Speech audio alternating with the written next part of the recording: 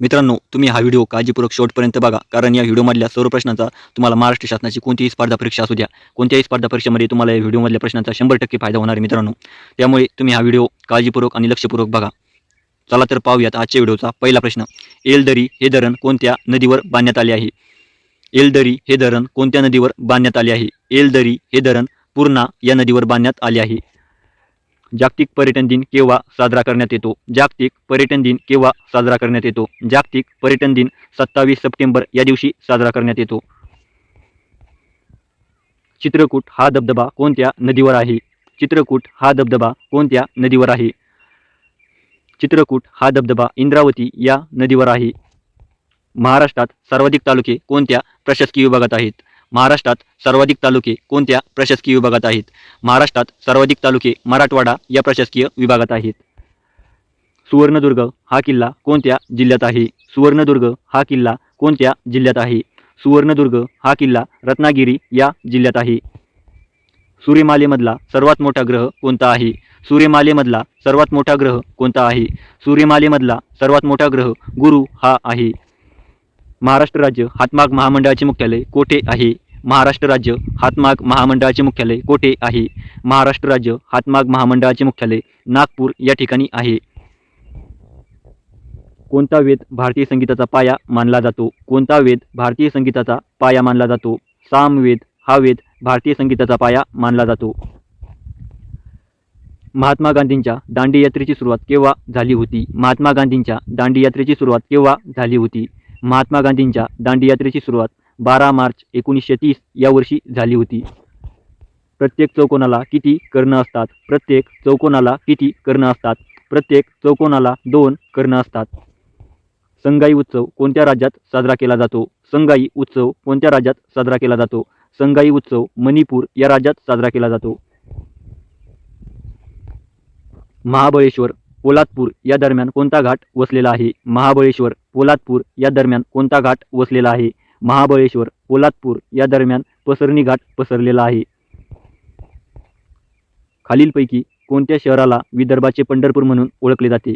खालीलपैकी कोणत्या शहराला विदर्भाचे पंढरपूर म्हणून ओळखले जाते? शेवगाव या शहराला विदर्भाचे पंढरपूर म्हणून ओळखले जाते.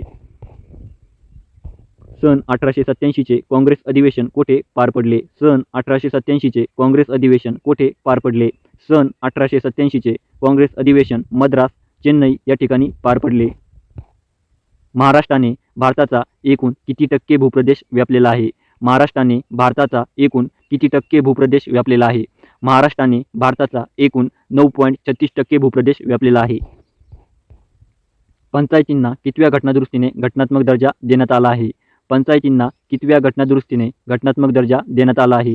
पंचायतींना 73व्या घटनादुरुस्तीने घटनात्मक दर्जा देण्यात आला आहे. खालीलपैकी कोणास पहिली भारतीय शिक्षिका म्हणून ओळखले जाते? खालीलपैकी कोणास पहिली भारतीय शिक्षिका म्हणून ओळखले जाते? सावित्रीबाई फुले यांना पहिली भारतीय शिक्षिका म्हणून ओळखले जाते.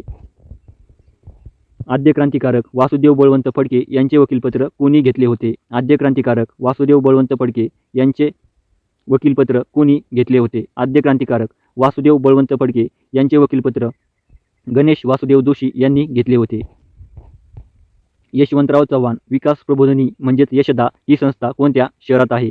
यशवंतराव चव्हाण विकास प्रबोधिनी म्हणजेच यशदा ही संस्था कोणत्या शहरात आहे? यशवंतराव चव्हाण विकास प्रबोधिनी म्हणजेच यशदा ही संस्था पुणे या शहरात आहे. लोकसभेने संमत केलेले धन विधेयक राज्यसभेला जास्तीत जास्त किती दिवस रोखून धरता येते? लोकसभेने संमत केलेले धन विधेयक राज्यसभेला जास्तीत जास्त किती दिवस रोखून धरता येते?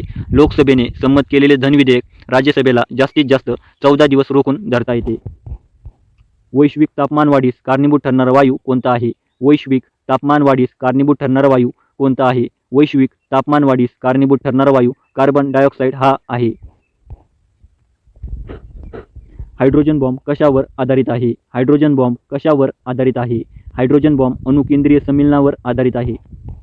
ज्या सॉफ्टवेअरद्वारे वेबसाईटमध्ये प्रवेश करून माहिती पाहता येते त्यास काय म्हणतात?